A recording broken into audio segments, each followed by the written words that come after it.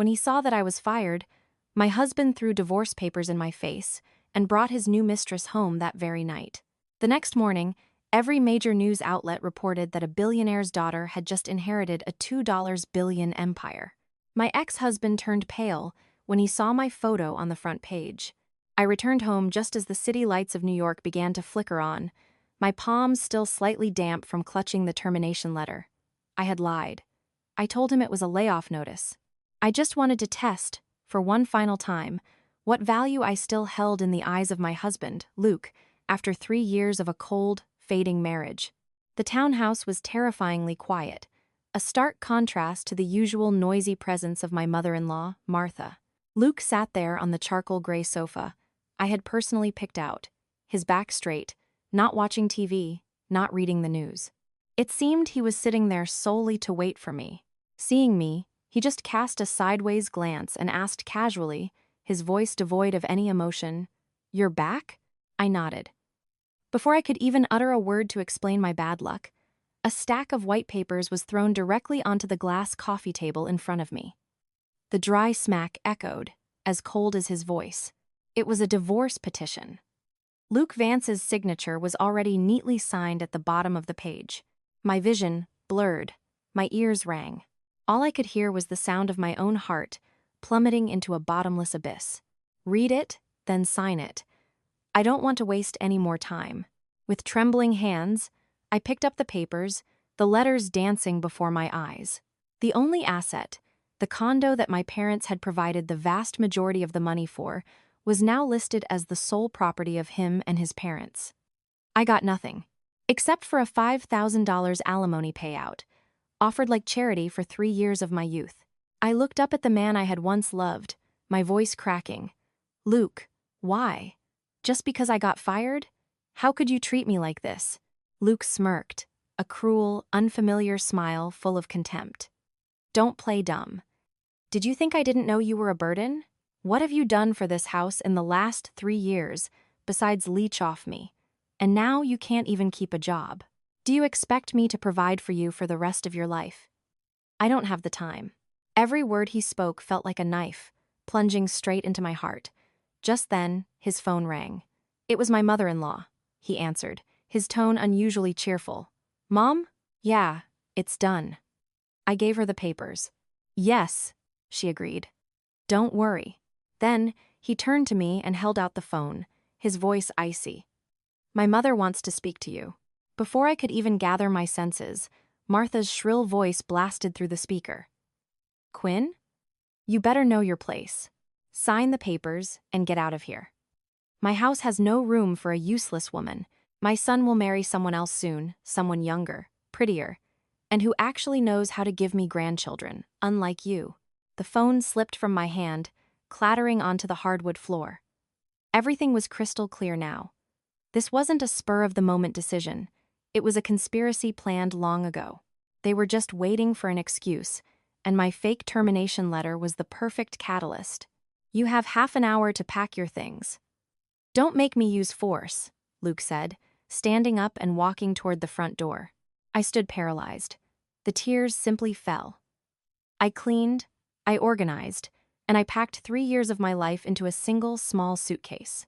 When I dragged the suitcase to the door, Luke was standing there, but he wasn't alone.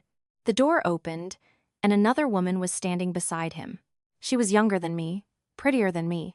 She linked her arm through Luke's, looking at me with a gaze that was equal parts pity and triumph. "Hi," she said, her voice as sweet as honey. "I'm Leah. I came to help Luke clean up the house."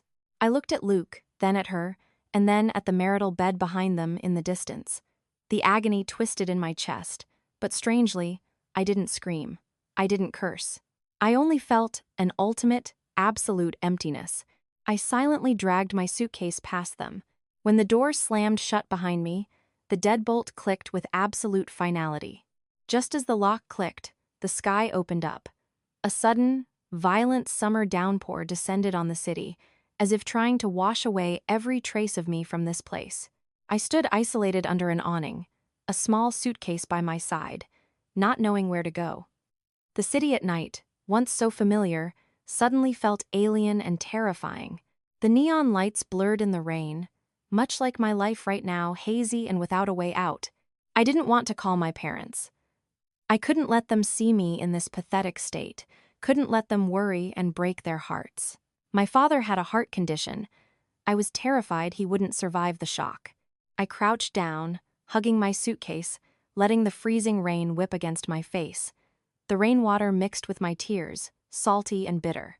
I briefly entertained foolish, dark thoughts that perhaps ending it all would be a release. But then, the image of my aging parents' faces flashed through my mind, pulling me back. I couldn't be that selfish. Trembling, I pulled out my phone. The screen was cracked, but luckily, it still worked. Scrolling through my contacts, I passed my mom, my dad, and stopped at the only name that could save me right now: Yvette. My best friend since college, the only person I could trust. I took a deep breath and pressed call, my voice shaking and broken. Yvette, it's me. Quinn? What's wrong? You sound weird. Are you crying? Yvette's voice was filled with instant panic. Can I come crash at your place for a few days? That was all I could manage to say before I broke down sobbing. I didn't need to explain further. Yvette didn't ask why, nor did she ask what happened. She just gave one firm command. Where are you? Send me your location right now. Stay exactly where you are. Do not move. You hear me? Less than 15 minutes later, Yvette's familiar Honda pulled up sharply in front of me. She leaped out of the car, ignoring the pouring rain, and ran straight to me. Seeing me soaked to the bone and completely pathetic, her eyes turned red. She didn't say a word. She just wrapped me in a tight, warm hug. Then, she grabbed my suitcase, tossed it in the trunk, pulled me into the passenger seat, and blasted the heater to the max. The entire drive back to Yvette's Brooklyn apartment, we were silent. She just focused on driving, occasionally reaching over to pat my shoulder in comfort. I knew she was giving me space to calm down. Once we got to her place, Yvette rushed to grab me dry clothes and urged me to take a hot shower. When I stepped out, a steaming mug of chamomile tea was waiting on the coffee table. Drink this, warm yourself up, Yvette said, her voice still laced with worry. I took the mug, the heat spreading through my palms. Only then could I really look at my best friend. She was the same as always, her edgy short hair, her fierce eyes, now filled to the brim with care. I looked at her, then around her cozy, small apartment, and the tears threatened to fall again. I told her everything. I told her between sobs. About the divorce papers, the humiliation from Luke and his mother, about the strange woman standing right outside my marital bedroom. Listening to this, Yvette didn't curse. She didn't explode in anger. She just quietly held my hand tightly. She waited until I finished crying before speaking slowly. All right. You've cried enough, so that's it. That kind of man and his family aren't worth another single tear from you. From now on, you stay here with me. My place isn't huge, but there's definitely enough room for you. We'll figure the rest out tomorrow. Tonight, you just need a good, deep sleep. That night, I lay on the soft bed in Yvette's guest room. Outside, the rain had stopped. Through the window, I could see the flickering lights of the Manhattan skyline. My heart still ached, but the feeling of ultimate isolation and despair from earlier was gone. The next morning, I woke up as the first rays of sunlight slipped through the blinds. The pain in my chest was still there, throbbing like an unhealed wound, but the despair of the previous night had faded slightly. Perhaps because I knew I wasn't alone anymore. Yvette had been up for a while. The clinking of dishes in the kitchen and the smell of fresh coffee and oatmeal made my nose sting. How long had it been since someone took care of me? Yvette brought out 2 hot bowls. Looking at my puffy eyes, she didn't say anything, just quietly slid a spoon toward me. Eat while it's hot. You need strength to fight. Her tone was as blunt as ever, but I knew behind that tough exterior was a world of worry. I looked down and took a bite. The warmth spread through me, strangely comforting. In the middle of our silent breakfast, my cracked phone suddenly buzzed. It was an unknown number with a long, international country code. I hesitated, not wanting to take any calls right now. Seeing this, Yvette urged, "Answer it.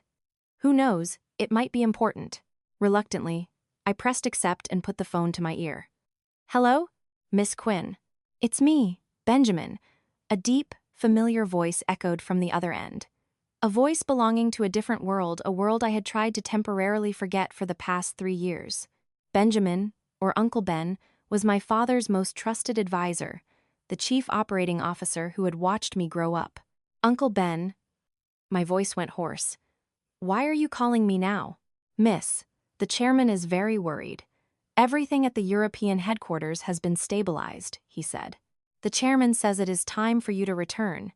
Everyone at the North American division in New York is waiting for you to officially take over. Uncle Ben's words felt like cold, clear water washing over my chaotic mind. Take over. That's right. I wasn't a rejected, unemployed housewife. I was Quinn Sterling, the sole daughter of the chairman of Sterling Enterprises.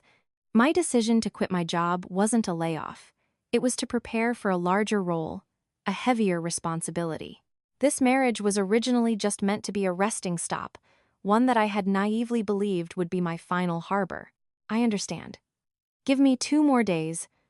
I need to settle a few personal matters, I said, suppressing a sob, my voice returning to its calm composure. Yes, ma'am. Everything will proceed according to your schedule. The chairman wanted me to remind you that no matter what happens, your family will always stand behind you. The call ended. I put the phone down. The oatmeal in front of me had cooled, but the pain of betrayal was no longer the only thing occupying my mind. It was overshadowed by a different feeling. Duty. I looked at Yvette, who was staring at me with immense curiosity. I just smiled, a smile still tinged with bitterness. Just an old acquaintance. I'm done eating. Will you go shopping with me this afternoon? While I was trying to rise from the ashes, in another part of the city, Luke and his mother were drowning in the joy of their victory. The morning after kicking me out, Luke called Martha, his voice brimming with pride, like a general who had just won a war. Mom! I kicked her out, quick and clean. She didn't dare say a word. On the other end, Martha burst into a shrill, malicious cackle. Excellent, my boy.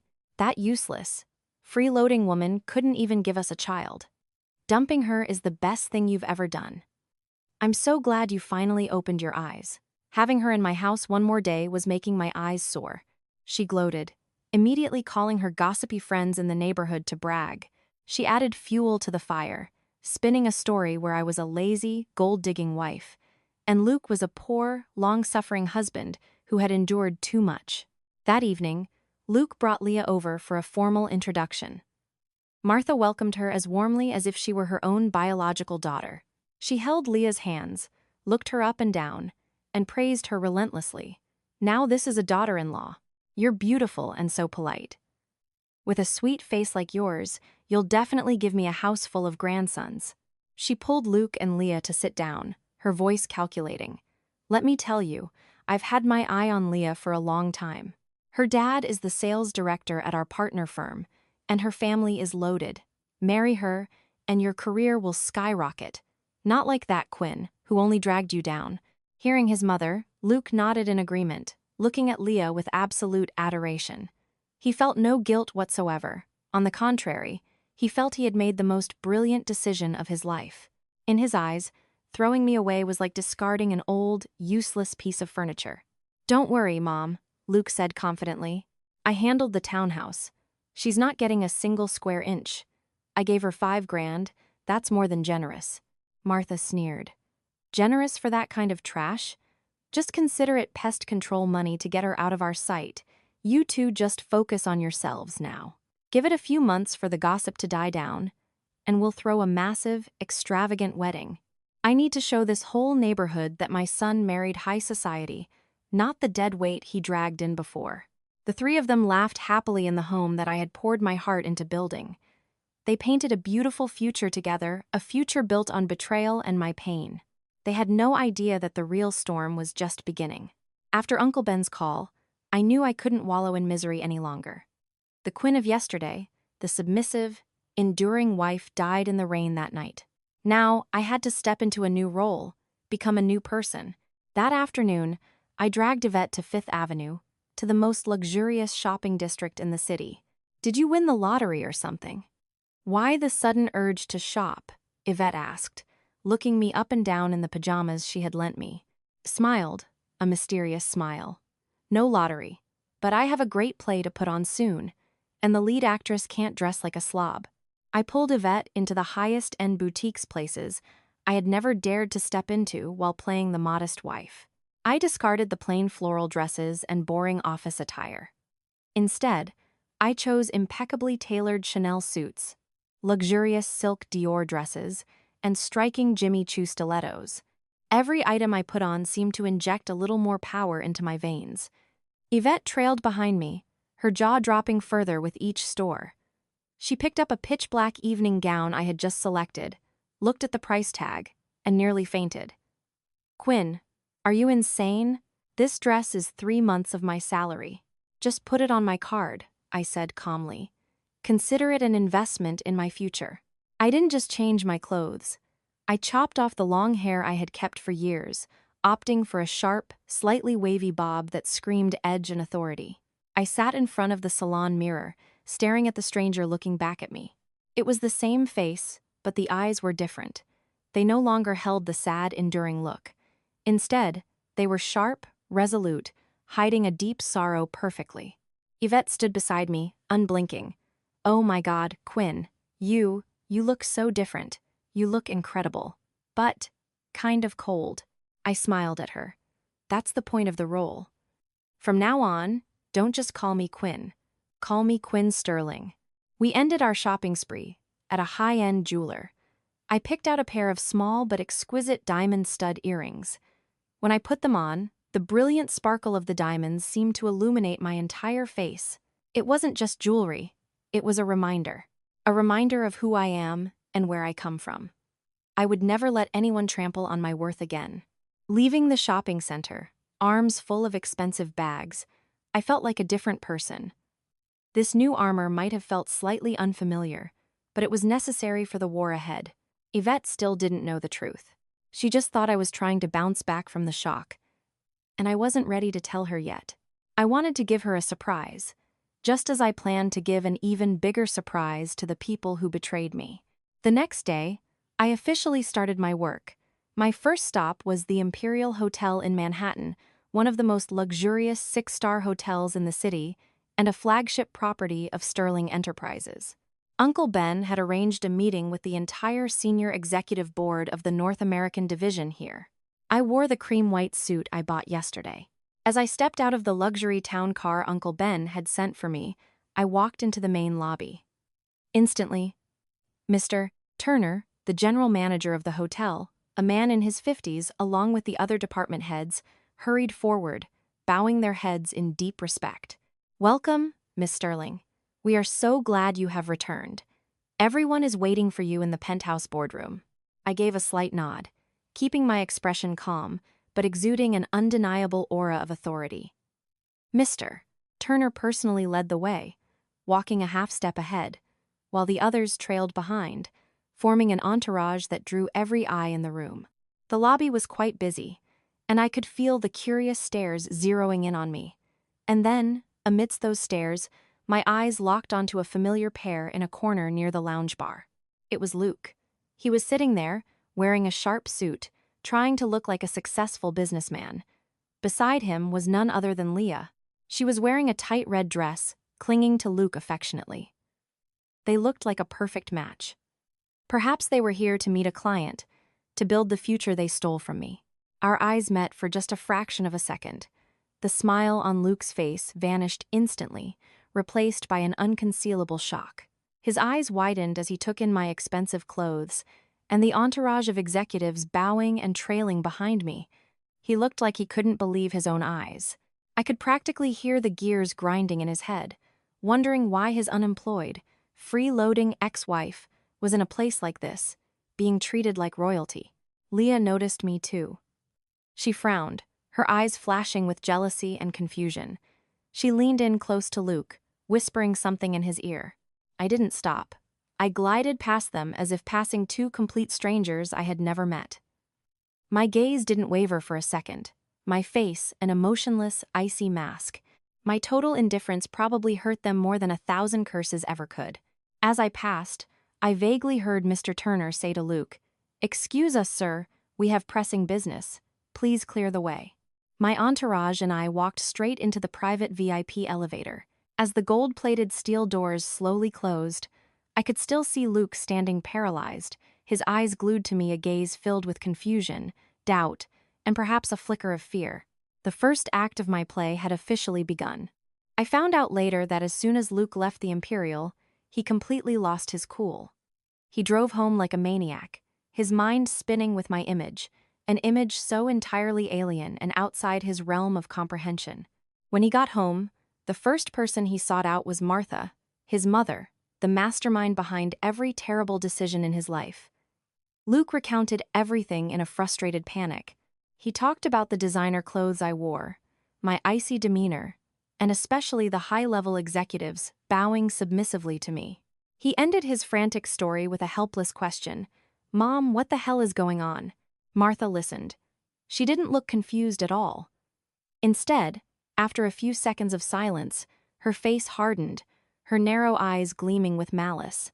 She slapped her thigh, her voice as sharp as a scalpel. "Let me tell you, there is no mystery here. It's as clear as day." Luke asked, bewildered. "Clear? What's clear?" "You really are an idiot," Martha scoffed. "She got fired, left with nothing. It's only been a few days, and she's completely transformed? Where did the money come from? Designer clothes, luxury cars, and hotel managers waiting on her hand and foot? Can't you see? She's a sugar baby. She found some rich old sugar daddy. She probably been cheating on you for a long time, knew you were going to find out, so she faked getting fired to run off with him. You got played, son." Every word Martha spat out, though completely illogical and malicious, struck perfectly at Luke's bruised male ego. Yes, he couldn't accept that the wife he had just thrown away could be doing better, let alone shining brighter, than him. Believing that I had cheated, believing that I had to rely on another man to get those things, made him feel significantly better.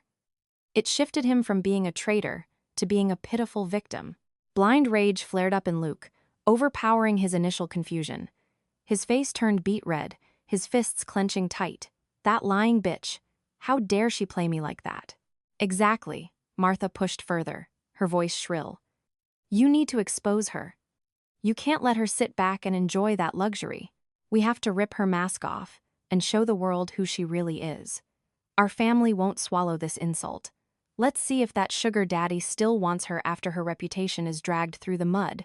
Martha's venomous words acted like a stimulant, turning Luke from an unfaithful husband into a blindly jealous maniac. He no longer cared about the truth, nor did he harbor a single doubt about his mother's wild theories.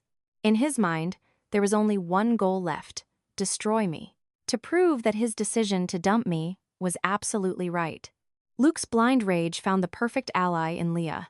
That night, when Luke told her everything, embellishing it with his mother's assumptions, Leah didn't act surprised. Instead, she acted incredibly sympathetic and heartbroken for him. She nestled into his chest, her voice sweet but laced with manipulation. "Oh my God, I never imagined Quinn was that kind of person.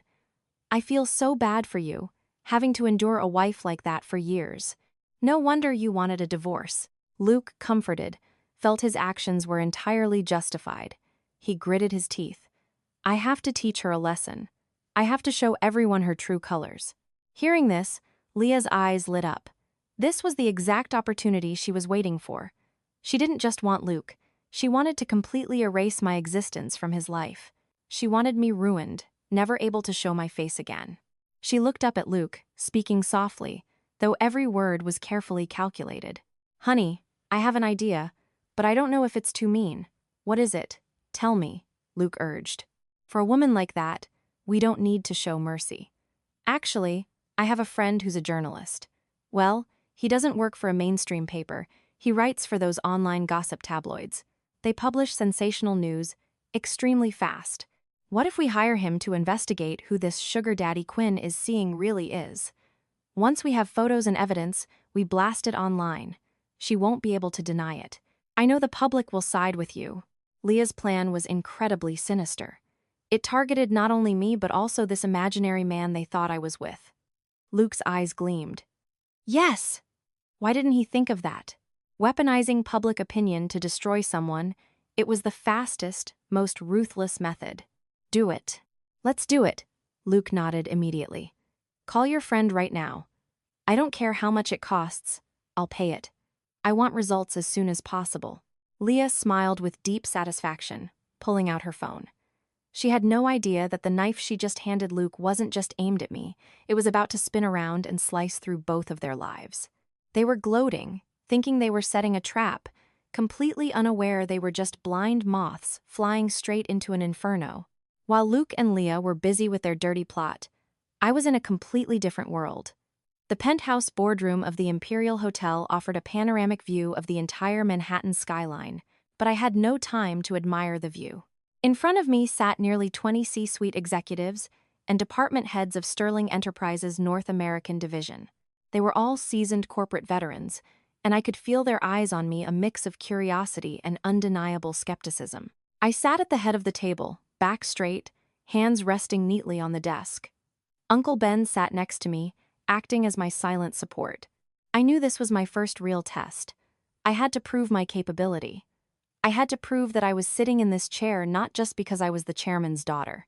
I took a deep breath, pushing all images of Luke and my broken marriage out of my mind. Right now, there was only the business. My voice rang out clear and authoritative, without a single tremor. Good morning, everyone. I am Quinn Sterling.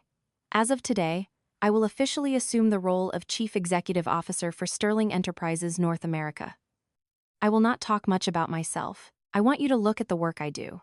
The meeting commenced. I listened to every report, scrutinized every figure. Occasionally, I asked sharp, incisive questions that cut straight to the core of the issues, causing a few executives to falter slightly.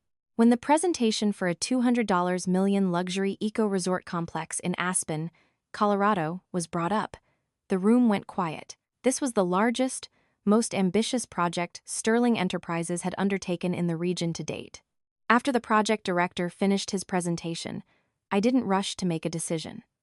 I flipped through the dossier, my eyes stopping on the risk analysis section. I looked at him, my voice calm. The plan is detailed, but I believe we are severely underestimating the environmental risk factors. Furthermore, the PR strategy feels outdated. It focuses entirely on opulence and completely ignores the integration of local Native American heritage and sustainability. Sterling Enterprises doesn't just build structures. We build lasting, sustainable value. The boardroom was dead silent. The project director paled slightly, but then he nodded in genuine admiration. Madam CEO, you are absolutely right. That is indeed a blind spot in our current strategy. I gave a slight smile. Then let's fix it. I'm giving the project team 2 weeks to overhaul the proposal in the direction I just outlined. After that, this project will be officially greenlit. This $200 million project. I want it to break ground immediately, and I want it to be a spectacular success. My decisive words landed like an undeniable command. The skepticism in the executive's eyes vanished, replaced by respect and trust. The meeting concluded in a completely different atmosphere. When everyone had left, and it was just me and Uncle Ben, I finally let out a long breath, leaning back in my chair. Somewhere in my mind, Luke's voice echoed, "A burden like you. Get out." I instinctively clenched my fists. Yes, I will show you that this burden can carry a future you could never even dream of touching in your entire lifetime.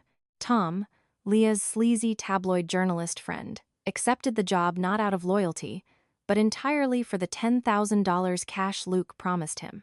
He thought this was an easy gig. Investigate a woman who just got fired, find out which rich old man she was sleeping with, snap a few compromising photos, and write a hit piece. Standard operating procedure. He started with the basic info Leah provided. My name, my old company, my old address. Tom was good at his job. With a few phone calls and connections, he quickly figured out I no longer lived at the old address. He also confirmed that Luke and I were officially divorcing. Everything seemed to be following the script Leah and Luke had written. However, as Tom dug deeper, he started to feel something was off. A woman who just got fired, how could she disappear so cleanly? He tried searching my name on social media, but found nothing significant. It was as if I had evaporated from the face of the earth. The curiosity of a true news hound flared up. Tom decided to use a more professional tactic. He pulled some strings with a contact at a telecom company to pull the recent call logs for the phone number Leah provided. The results made Tom frown. In the incoming call list, there was a strange, international number that had called me repeatedly.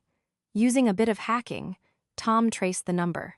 It was registered to the executive office of a massive global conglomerate, a name that anyone in the business world knew. Sterling Enterprises. Tom started to feel a chill down his spine. This wasn't as simple as he thought. He ran a search for the name Quinn Sterling in a private press archive database, and then an old press release from a few years ago popped up.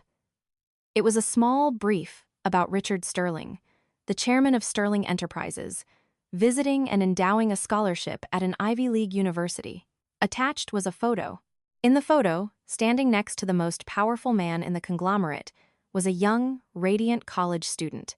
Beneath the photo was a small caption: Chairman Richard Sterling with his daughter Quinn Sterling during a campus visit. Tom rubbed his eyes several times, comparing the old photo to the portrait of me that Leah had sent him. There was no mistaking it. Tom's entire body froze. He had just uncovered an earth-shattering secret. The prey he was hired to hunt was actually the sole daughter of one of the wealthiest, most powerful billionaires in the world. This divorce wasn't a scandal about a sugar baby. It was a story of a dragon thrown into the mud. The greed of a journalist ignited, completely overshadowing his promise to Leah and his $10,000 fee. This wasn't some trashy gossip piece. This was an exclusive, world-shaking headline that could bring him massive fame and a payout infinitely larger than 10 grand. He hurriedly shut off his phone, severing all contact with Leah. He couldn't let this massive catch slip through his fingers. That night, Tom didn't sleep. He sat in front of his computer, typing like a madman. A wicked smile spread across his lips. He was building a bomb, and he just had to wait until morning to detonate it. That morning, I woke up with a strange feeling. It wasn't sadness. It was a terrifyingly calm stillness, like the surface of a lake right before a hurricane strikes. Yvette and I were sitting at the dining table. She was chatting away about work, and I was just listening quietly. I knew the bomb that journalist was holding could detonate at any moment. And I was right.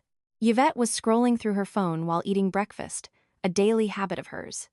Suddenly, the spoon in her hand slipped, clattering loudly against her bowl.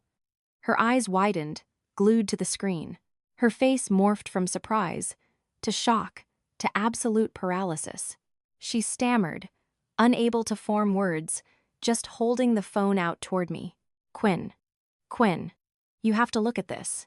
Is this you? I walked over slowly, though my heart already guessed what it was. On Yvette's phone screen was the front page of the largest digital business and financial news portal in the country. The headline was massive and bold. The mystery $2 billion heiress of Sterling Enterprises revealed. The secret marriage and shocking divorce to an average Joe. Beneath the headline was a crystal-clear portrait of me, likely pulled from the corporate database. Next to it was another photo. My wedding photo with Luke. The article was incredibly detailed. It exposed my true identity as the sole daughter of billionaire Richard Sterling, analyzed the massive scale of Sterling Enterprises, and heavily emphasized the secret marriage and swift divorce to an average Joe. Though the article didn't explicitly state the reason for the divorce, the words average Joe placed next to the $2 billion heiress was a monumental humiliation, enough for the public to paint their own picture. Yvette looked up at me, her eyes filled with bewilderment. Quinn, is what they wrote true? You're the chairman of Sterling's daughter? I didn't answer. I just quietly took the phone from her hand. I scrolled down to the comments section. Thousands, tens of thousands of comments were dancing across the screen. Oh my God, a real-life Cinderella story in reverse. That husband must be crying blood right now, divorcing his wife, only to find out she's a billionaire. Is there a movie with a more dramatic plot than this? The media storm had officially made landfall. Not just on my life, but it was about to rip through the fake, peaceful existence of Luke and his entire family. I handed the phone back to Yvette, looking straight into her eyes.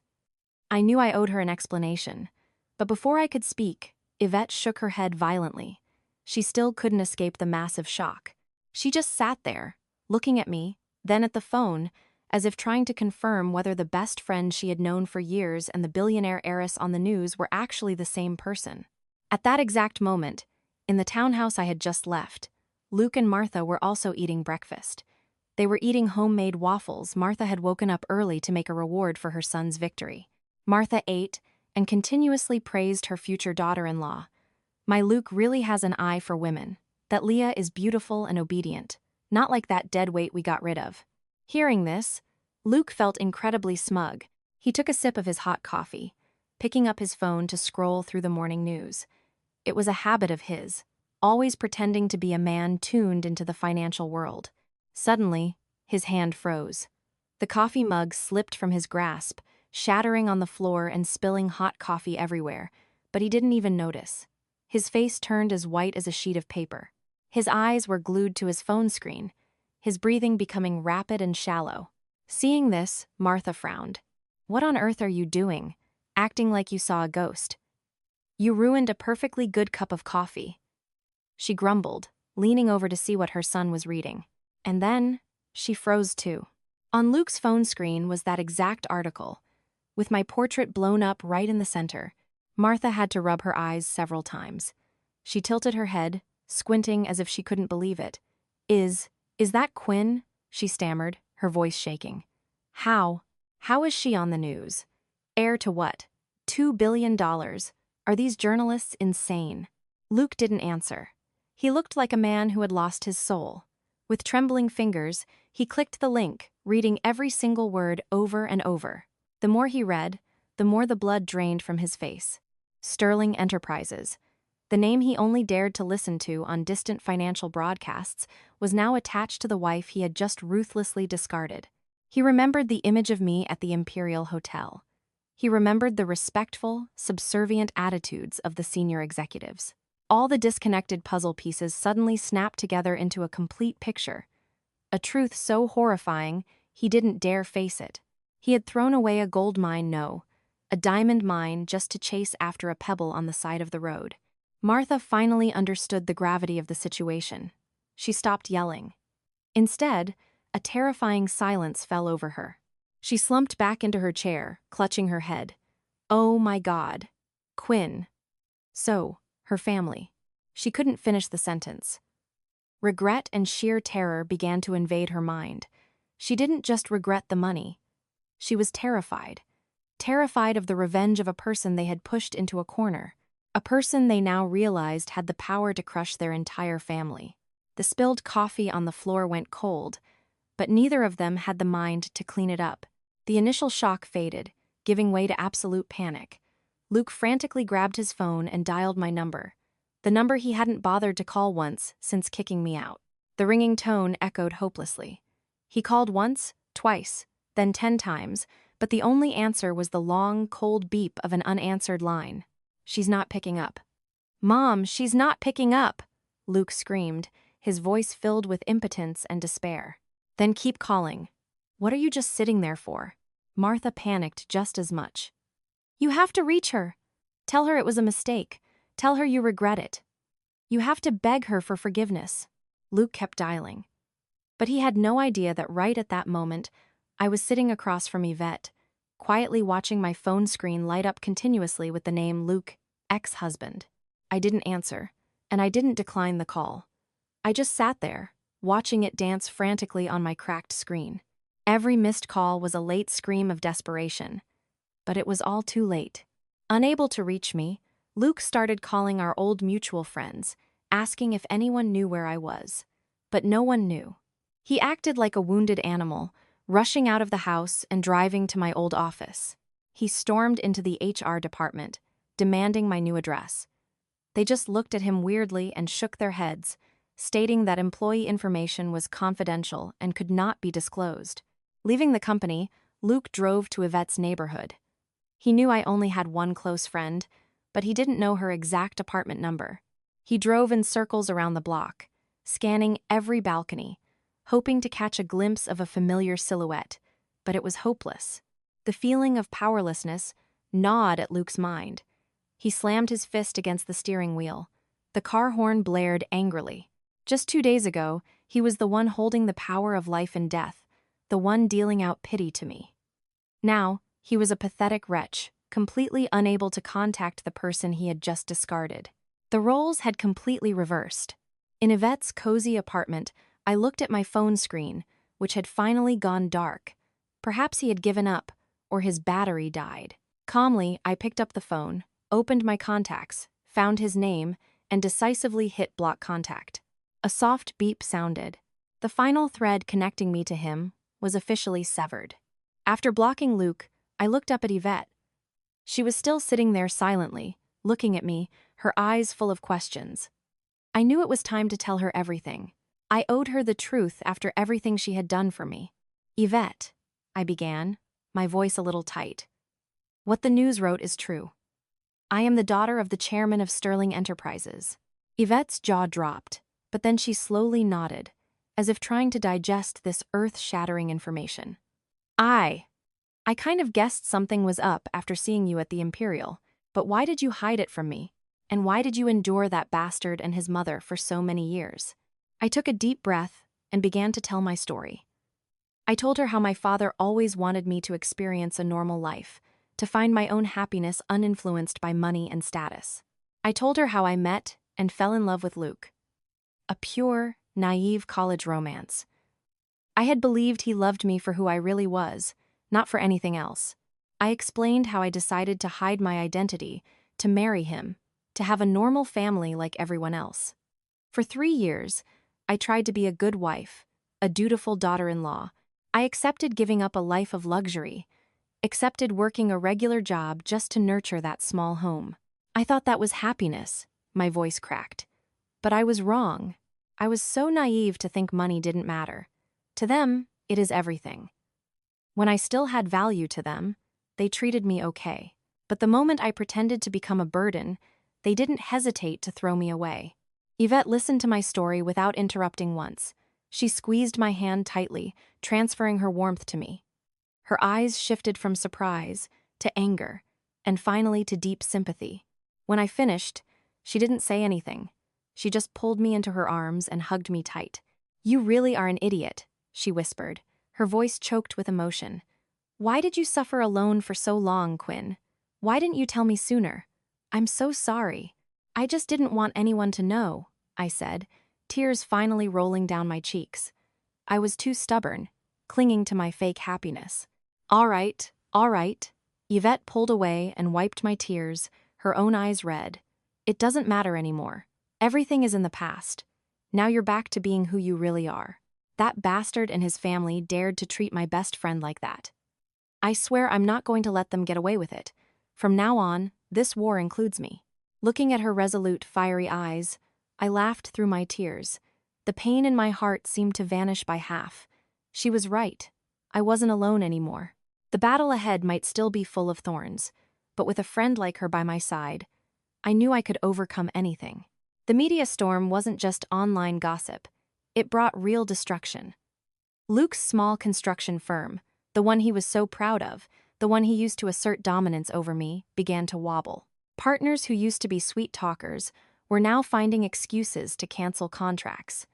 They didn't say it out loud, but I knew no one wanted to do business with a man society viewed as a treacherous opportunist. Desperate because he couldn't reach me, Luke resorted to his final option. He found the phone number for the executive office of Sterling Enterprises, a public number on the company website. He must have gone through countless secretaries and assistants, facing rejection after rejection, but through a shameless level of persistence, his call was eventually routed to my desk. I was reviewing a quarterly financial report when my internal office phone rang. My secretary informed me that a man named Luke Vance, claiming to be an old acquaintance, was insisting on speaking to me. I signaled for her to patch him through. "Hello," I said, my voice calm and icy. The line was silent for a few seconds, and then a familiar, yet alien voice came through. A voice so pitiful, it made me shudder in disgust. Quinn, it's me. It's Luke, honey." He called me honey, a word I hadn't heard in so long. But right now, it held zero sweetness. It was just sickeningly fake.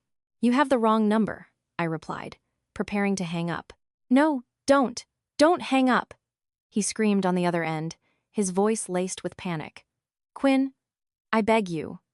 I know I was wrong. I was so wrong. Can you forgive me just this once? My company is going bankrupt. All my partners are leaving. Please, help me. Save my company. Save your husband. That last word husband was uttered so pathetically, it felt like a dull knife scraping against my ear. The man who had thrown divorce papers in my face, who had called me a burden, was now using that exact title to beg for my pity. How laughable. I remained silent. My silence seemed to terrify him more than a screaming curse. It made him even more frantic. Quinn, say something. We had 3 years of history together. You can't just watch me die and do nothing. If you just step out and say one word, if you just tell them it was all a misunderstanding, everything will be fine. I promise I'll make it up to you. I'll come back to you. I laughed. A cold, cynical chuckle echoed through the phone. History. Do you even have the right to speak of history? Luke, when you brought your mistress into our home, did you think about our history? When you and your mother plotted to kick me out with nothing, did you think about our history? And now, when you're about to lose everything, you drag it out to beg me? I didn't give him a chance to answer. Listen to me carefully, Luke Vance. Your company going bankrupt is your karma. Never call me again. There is absolutely nothing left between us. With that, I decisively hung up, cutting off his pathetic begging. I looked out the window. The city was still crowded and bustling. My heart was as still as a frozen lake. The pain was gone. Now, there was only contempt. Failing to beg me, Luke returned home looking like a zombie. His despair pushed his great mother to the front lines. Martha couldn't accept the fact that her precious son was on the verge of bankruptcy, and she especially couldn't accept that I, the daughter-in-law she despised, was the one holding their family's fate in my hands. The next day, she did something I never expected. She went straight to the skyscraper headquarters of Sterling Enterprises in Manhattan. I was in the middle of a crucial meeting when my private secretary leaned in, looking slightly uncomfortable. Madam CEO, there is an elderly woman causing a scene in the lobby. She claims to be your mother-in-law. I frowned, then gave a slight smile. This move was classic Martha. I told my secretary. Let her be. Turn on the lobby security camera feed on the screen for me. On the massive screen in the boardroom, a tragicomic play began to air. Martha, her hair a mess and her clothes disheveled, was sitting flat on the cold marble floor of the main lobby. She was wailing, slapping the ground, complaining to anyone who walked by. Oh my God, my daughter-in-law is up there. She's my daughter-in-law. She got rich and abandoned her husband. She abandoned her poor, elderly mother-in-law. Look at this injustice. She acted her heart out, tears and snot flowing, her voice mournful as if she had suffered the greatest injustice in the world. A few curious onlookers began to gather around. The building's security team, highly trained professionals, immediately stepped in and tried to reason with her politely. Ma'am, this is a place of business. If you have an issue, please step into the reception room to resolve it. But Martha wasn't going to make it easy. She shoved the security guard's hand away, screaming even louder. Get away from me. I'm not going anywhere. I need to see Quinn, my ungrateful daughter-in-law.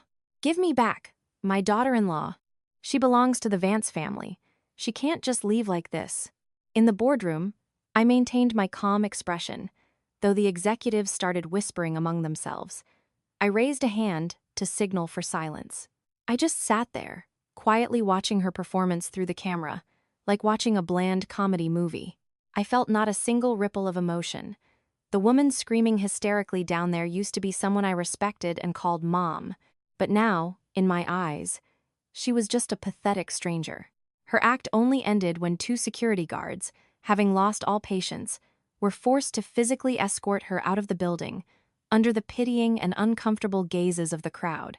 She never stopped cursing and screaming. Once she was escorted completely off the premises, I signaled the secretary to turn off the screen. The meeting resumed as if nothing had happened. After Martha's clumsy stunt, I knew I couldn't just play defense forever. It was time for me to officially step into the public eye, not as a character in a messy divorce scandal, but as the new CEO of Sterling Enterprises North America. An official press conference was organized swiftly and professionally. For the next few days, my office was a whirlwind of activity. Uncle Ben, the PR team, the legal team, everyone worked at full capacity to prepare for this major event. They drafted press releases, finalized guest lists, and prepped for anticipated questions from journalists. Everything was meticulously calculated. No mistakes were allowed. I also threw myself into the work, pushing all distractions aside. I read and reread the conglomerate's development plans. I wrote my own speech. I wanted my appearance to be truly impactful, not just in form but in substance. I didn't want people to remember me just because of a loud divorce. One evening, when I was alone in my massive office, I stood by the window looking down at the city lights. I suddenly thought, if I just do a simple debut and announce projects, it might not be enough.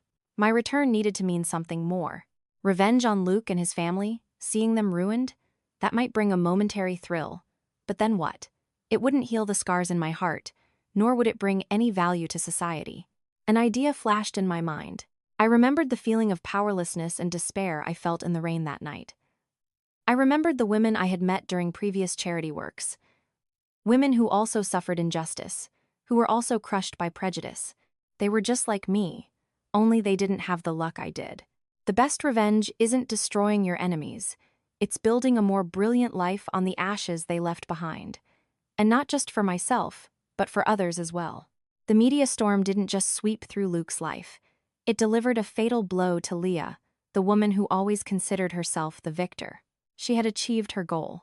She got Luke, she got me out of the house. But what she had now was damaged goods. Luke was no longer the confident, polished man she admired. He became irritable, quick-tempered, constantly drowning in anger and despair. He stopped taking her to fancy restaurants, stopped buying her expensive gifts. His entire mind and energy were now focused on one single task: finding a way to contact me, to save his collapsing career. Leah began to feel abandoned. Luke's phone calls to her grew scarce, replaced by frantic calls to my number, which she knew for a fact would never be answered. Every time she tried to comfort him, Luke brushed her off violently. "You don't know anything. Just shut up and leave me alone." The peak of her disappointment came one evening when Leah was trying to cook a nice dinner to cheer him up. Luke came home reeking of alcohol. He threw his car keys on the table and slumped onto the sofa. "What's wrong? Did something happen at the company?" Leah asked cautiously. Luke didn't answer. He just pulled out his phone and dialed my number again. Hearing the hopeless, endless ringing, he furiously threw the phone to the floor, shattering it into pieces. "Are you crazy?" Leah screamed. "Yeah, I'm crazy," Luke roared back. "Are you happy now? If it wasn't for you pushing me to do that stupid plan, if it wasn't for your journalist friend, things wouldn't be this messed up." Leah froze. He was blaming her. She, the one who stood by him, who plotted for him, was now the villain. A wave of resentment rose in her chest. "How can you say that? You wanted the divorce. You wanted to expose Quinn. I was just helping you. Why are you dumping all the blame on me now? Help me?" Luke sneered, a bitter laugh.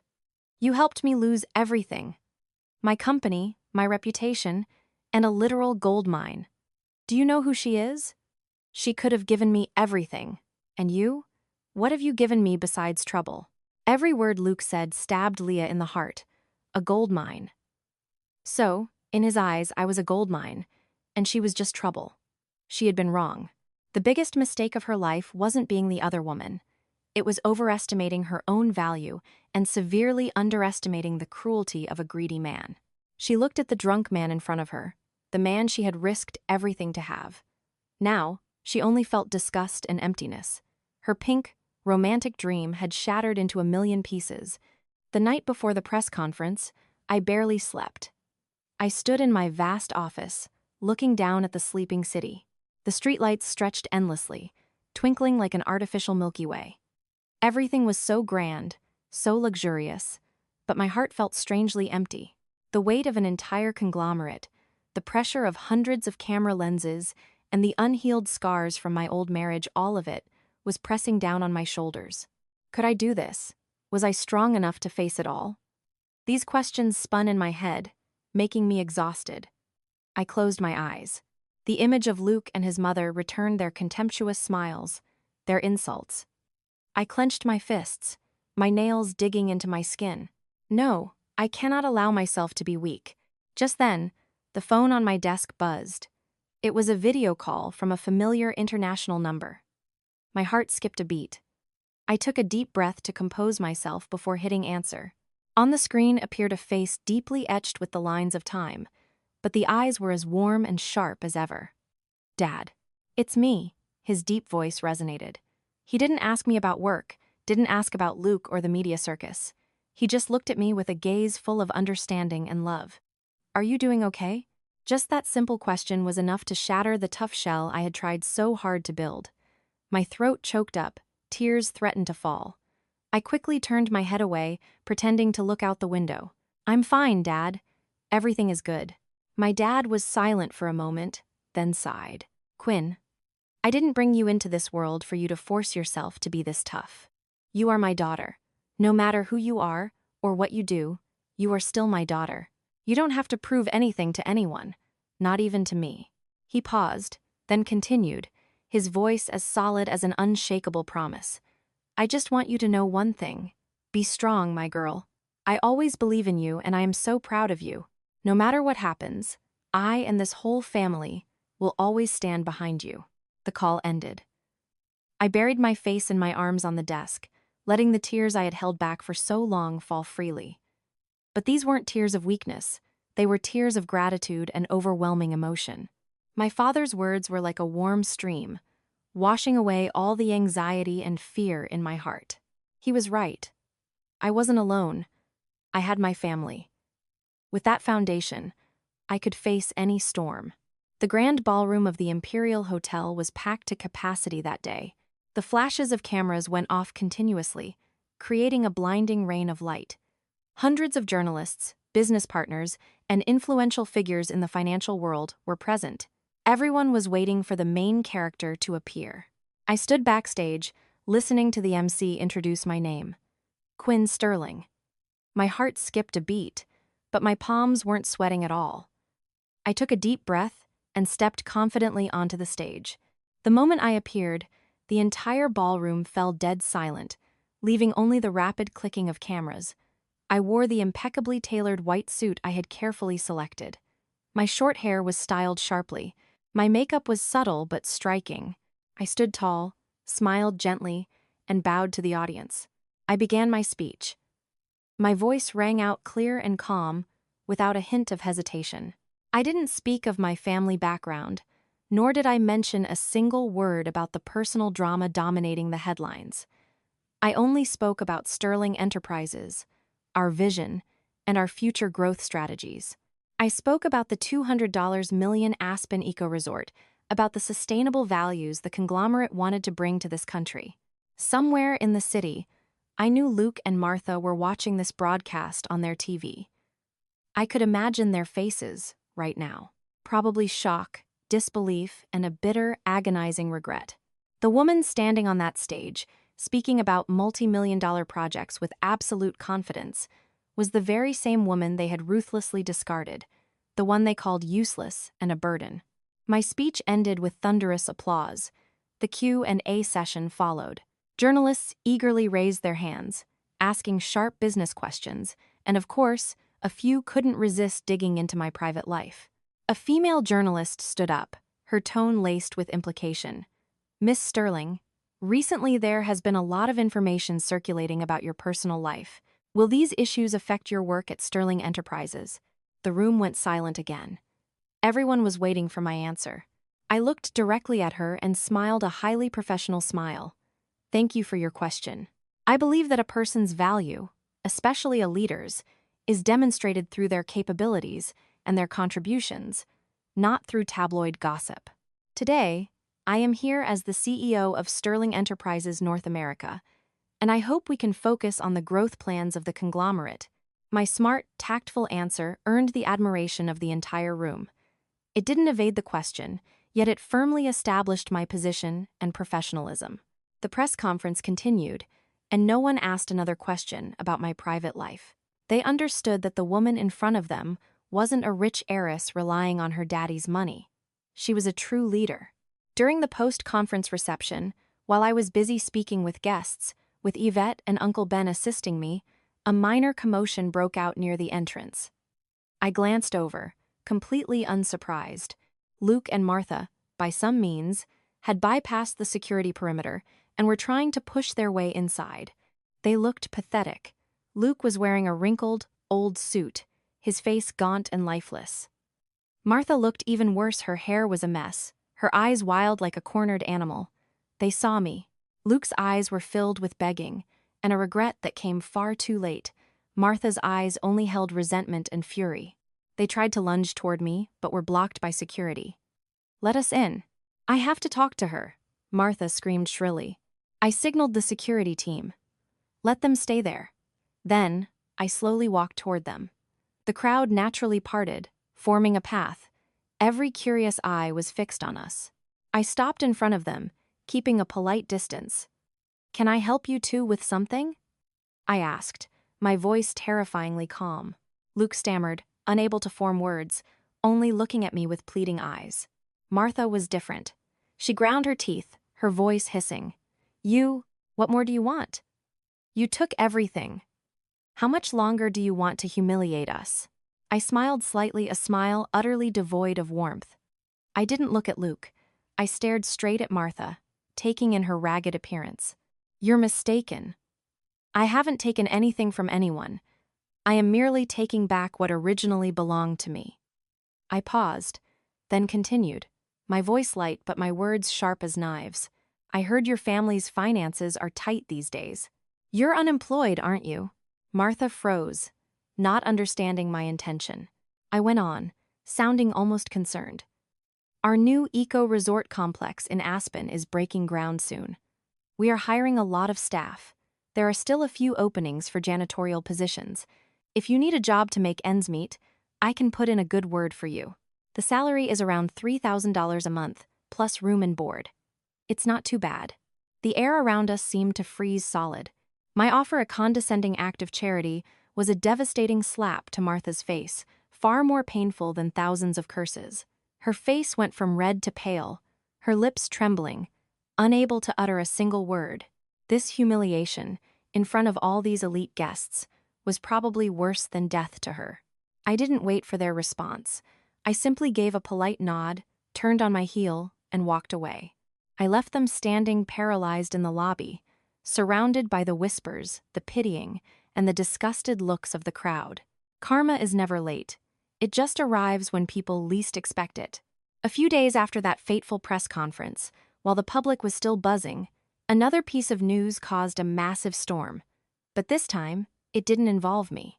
I was sitting in my office, reviewing the first applications sent to my new foundation, when Yvette burst through the door, her face a mix of shock and total vindication. She didn't say a word, just shoved an iPad in front of me. On the screen was a major financial news site with a glaring headline: "Vance Construction investigated for years of tax evasion and fraud. All assets frozen." Below the headline was a photo of Luke being escorted out of his office by two plainclothes federal agents. His face was gaunt, unshaven, his eyes staring blankly into the camera lenses. There was absolutely nothing left of the arrogant, smug man I once knew. The article detailed that authorities had received an anonymous tip, complete with hard evidence of shell contracts and fake invoices that Luke's company had used to defraud the IRS for years. "God is real, Quinn," Yvette cheered. "People like him finally get what they deserve. Look at him. He's literally got nothing left, and he's probably going to federal prison." Talk about karma. I stared at the pathetic image of Luke on the screen, but strangely, I felt no thrill of victory. I wasn't happy, nor was I sad. It was just a profound stillness. The blinding rage, the deep hatred, all of it seemed to have evaporated after the press conference that day. The man in that photo was now just a stranger to me, a man paying the price for his own corrupt actions. I shook my head slightly, pushing the iPad away. "That's enough, Yvette. Stop looking at it. Whatever happens to them has nothing to do with us anymore." Yvette looked at me, surprised by my calmness. "You're not happy about this? Happy?" I smiled softly. "Happy that a man I shared my life with is now ruined?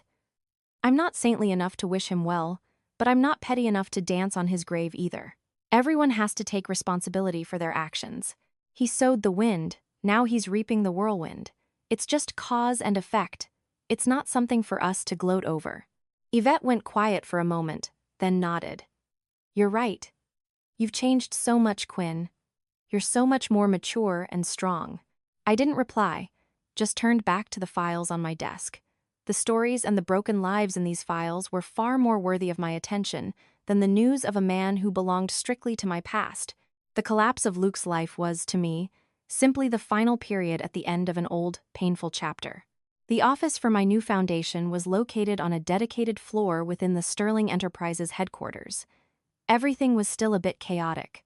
Cardboard boxes filled with documents, chairs still wrapped in plastic. But the air smelled of fresh paint, the smell of a new beginning.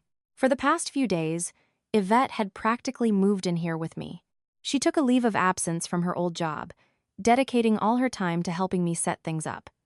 She kicked off her heels, rolled up her sleeves, and carried boxes, acting like a true employee.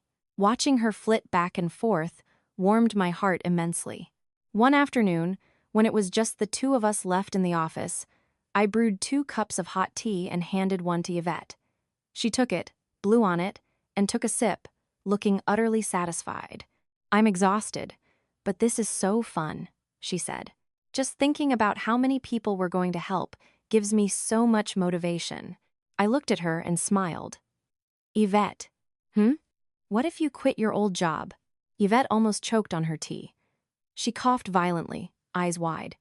"What are you talking about? If I quit my job, am I supposed to eat air? I'm not joking." I looked straight into her eyes, my voice turning serious. "I want to hire you to work here. Not as an employee, but as the executive director of the foundation." Yvette was completely stunned. She set the teacup down on the table, her lips parting, but no words came out. She looked at me with disbelief, as if she couldn't process what she had just heard. Are you serious, Quinn?" "I have never been more serious," I replied. "I need someone I can trust absolutely. Someone with both the capability and a compassionate heart. And besides you, I can't think of anyone else. You will help me run the foundation, manage operations, and ensure that every bit of help reaches the right people at the right time." I took her hand. "Yvette, I know this is a big career move, but I believe in you. We are going to build this place together, turn it into a real sanctuary for women who need it. Will you accept?" Yvette was silent. She didn't answer immediately. She just looked at me, her eyes suddenly turning red, shimmering with tears. She didn't sob.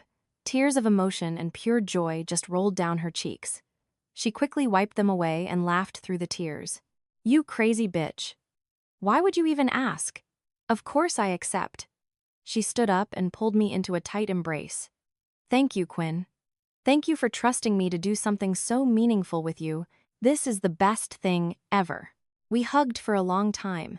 Outside, the sunset was falling over Manhattan, painting the sky a brilliant, fiery orange. I knew a new chapter in both our lives had officially begun. The Missing Piece Foundation hadn't been operational for long before we received our first case. Her name was Lauren. She came to our office on a rainy afternoon, looking even more battered and pathetic than I had on that fateful night. Her clothes were worn, her eyes sunken from lack of sleep, and beside her was a 5-year-old girl, Mia, clinging fearfully to her mother's leg. Her story was like so many other unfortunate women. She was a victim of domestic violence, ostracized by her in-laws simply because she didn't birth a son. Eventually, her husband brazenly brought his mistress home and kicked Lauren and her daughter out with absolutely nothing. She had no degree, no career, relying solely on odd temporary jobs to survive day by day. When Yvette briefed me on her case, my heart tightened. I saw a reflection of my own past in that woman. I decided to meet her personally. I arranged to meet Lauren at a small cafe near our office. I didn't wear a designer suit or drive a luxury car. I wore a simple button-down shirt and jeans. I didn't want her to feel intimidated. When I arrived, She was already waiting. Little Mia sat quietly on her mother's lap. Seeing me, Lauren hurriedly stood up, preparing to bow in thanks, but I stopped her. Please, have a seat. I'm Quinn. I run the foundation. Just think of me as a friend, I said. I ordered a hot milk for Mia and a slice of cake. I didn't ask too much about her story, knowing that reopening those wounds is cruel. I simply said, I understand how you feel right now, but Lauren, things will get better. The most important thing is that you have your daughter by your side. You have to be strong for her and for yourself. Lauren looked at me, tears in her eyes. Sometimes empathy doesn't require many words. She nodded slightly. The foundation provided legal support to help her win full custody of her daughter and secure a fair portion of the marital assets. But I knew what she needed more than money was a trade, a way to be independent so she could hold her head high. I asked her about her dreams. She hesitated, then said, I used to love baking, but I got married young and had to put it aside. Immediately, we used the foundation's budget to enroll her in professional culinary classes, while covering her rent and living expenses during her training. Lauren studied incredibly hard. It seemed all the suppressed passions of her youth were poured into every batch of pastry she baked. A few months later, a charming little bakery named Mia's Confections opened in a quiet Brooklyn neighborhood. The foundation covered all the startup costs. On opening day, Yvette and I went to celebrate.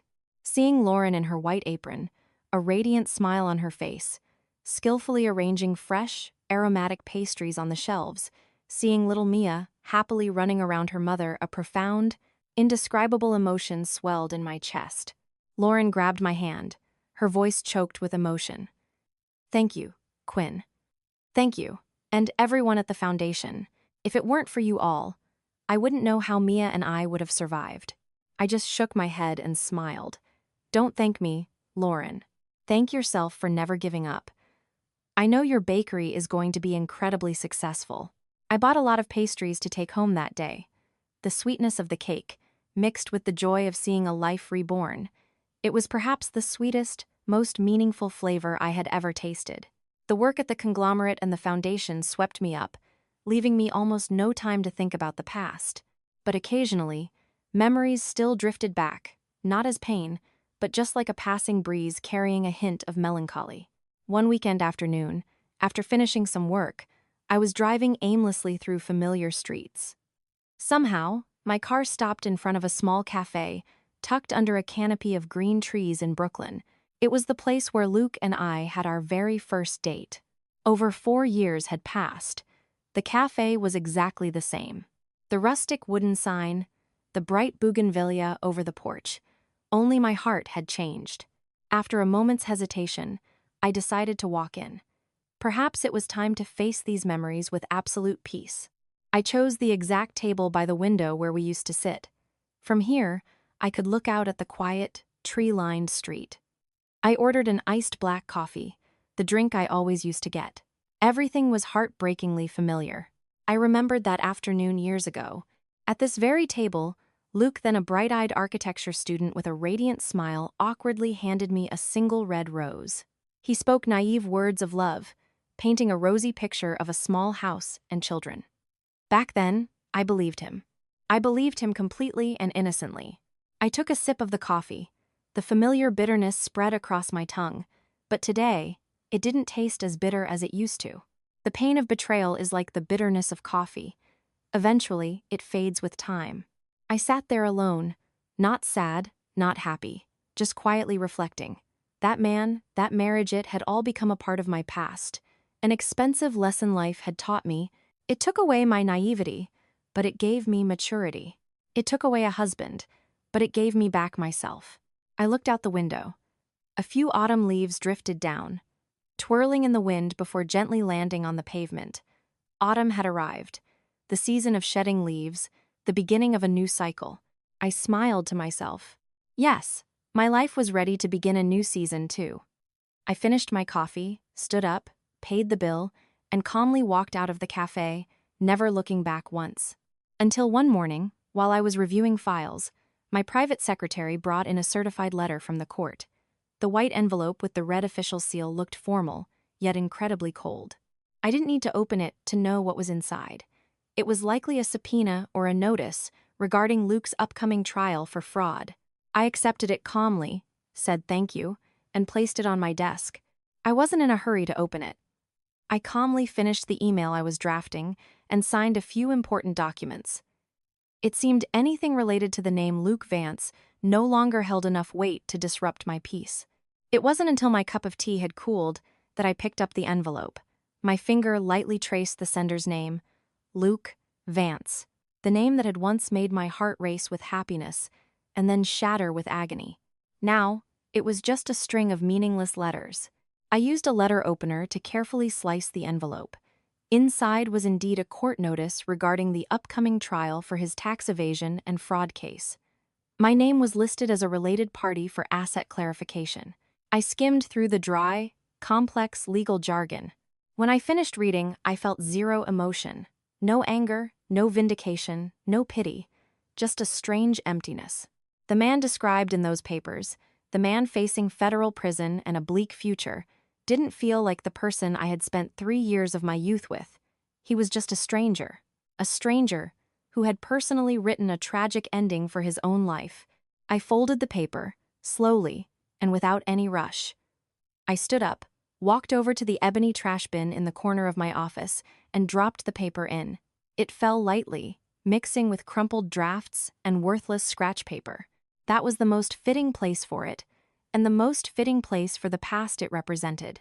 One afternoon, after wrapping up a meeting with a Japanese investment group, Uncle Ben and I walked through the main lobby to leave. Just then, Mr. Turner, the general manager of the Imperial Hotel, happened to be walking by. Seeing me, he stopped immediately and walked over to greet me with a highly professional, respectful smile. "Good afternoon, Madam CEO. I didn't expect to see you here today. Did your meeting go well?" I smiled back. "Hello, Mr. Turner. Everything went perfectly. Thank you for the hotel's excellent hospitality." We chatted for a moment about business and recent tourism trends. Mr. Turner was a brilliant and visionary manager. His insights were always valuable. As our conversation was wrapping up, he looked at me, his eyes showing a hint of hesitation, then said, "Madam CEO, actually, there is something I have been wanting to thank you for." I was slightly surprised. "Thank me? For what?" Mr. Turner smiled softly. "Do you remember your first day back?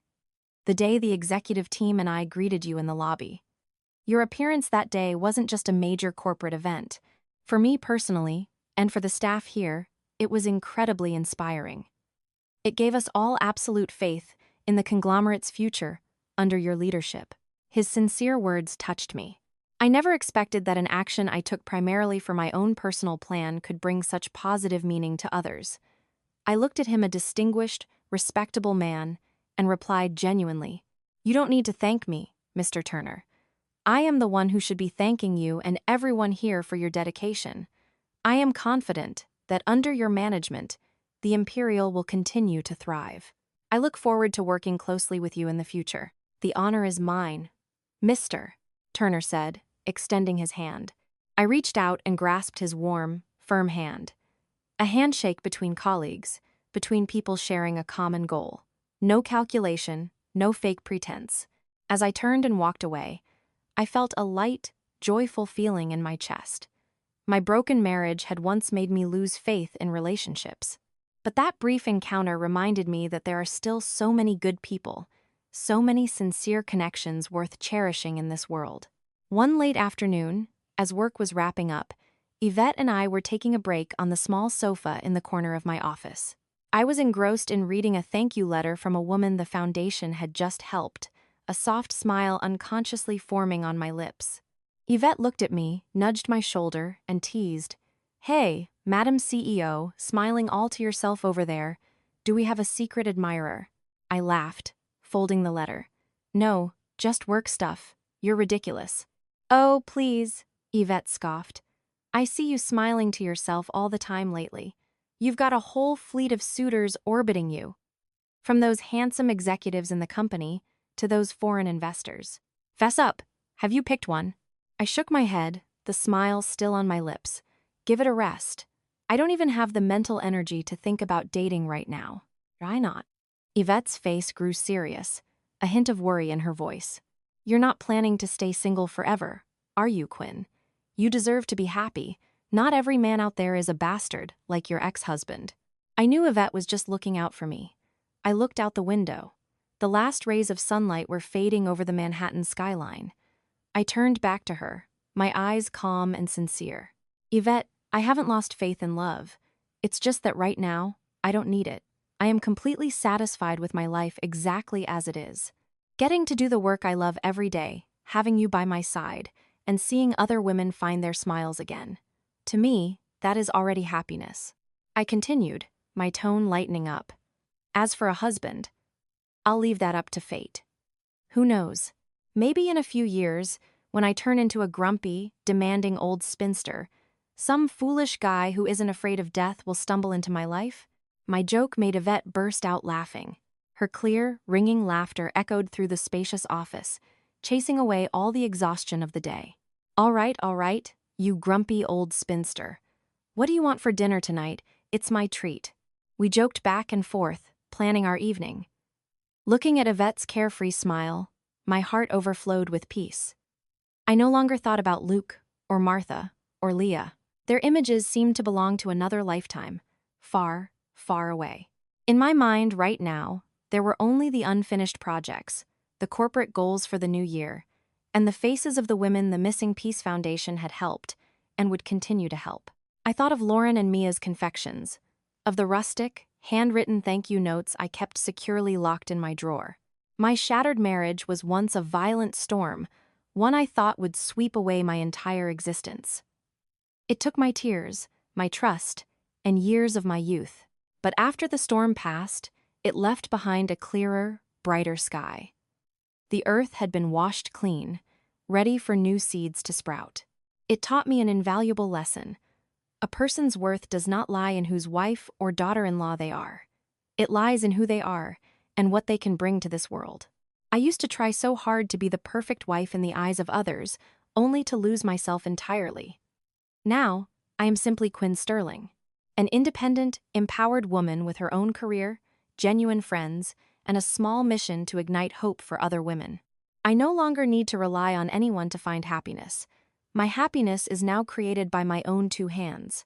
Ladies and gentlemen, Quinn's story comes to a close here, leaving us with a profound lesson about karma and the incredible power of letting go. The sweetest revenge isn't destroying those who hurt you. It's building a more brilliant, beautiful life from the ashes. Forgiving the past isn't because they deserve it, but because your own soul deserves peace. If life hands you bitterness, we hope you use that very bitterness to cultivate a sweet, beautiful garden of your own, just as Quinn built the Missing Peace Foundation. Don't forget to hit subscribe, turn on the notification bell, and share this story to spread these meaningful messages. Every one of your comments is a massive source of motivation for us. Sincerely thanks you for listening. Goodbye, and we will see you in the next story.